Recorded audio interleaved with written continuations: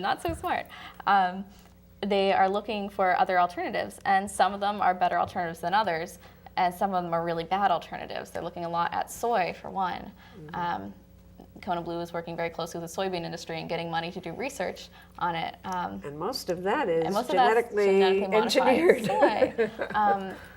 But because this is run by a company, it's proprietary information. They don't have to disclose to us exactly what's going into their feed. And so we don't actually know what's being put into the ocean. We know that they're putting chicken into it. So as a pescatarian, I found that out. And I said, what?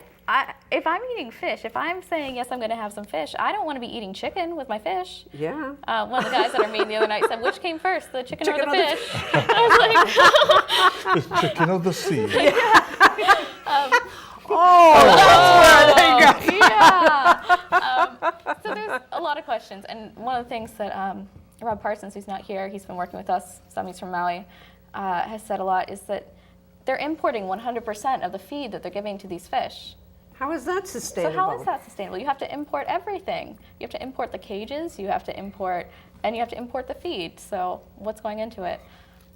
That's interesting. So what made you do this? Yeah. What's your interest? How did you get involved in this? I got involved, I graduated fairly recently and was very involved in the social justice and fair trade movement, and just learning a lot about developing countries and economics and globalization, and really looking at the power structures and everything that's going on in the world, and did a lot of community organizing throughout college. And then I came out and really just felt very passionate about it and was looking for an organization that met my values.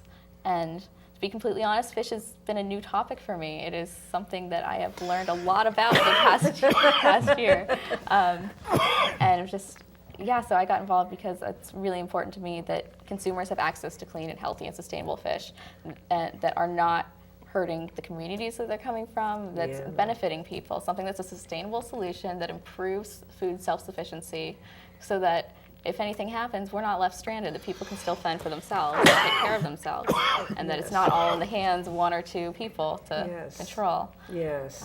So that's what I felt was really part of the mission. Well, I thank you for that. Thanks. I really appreciate your coming to Hawaii and sharing, the expertise and the resources of Food and Water Watch. I think really important.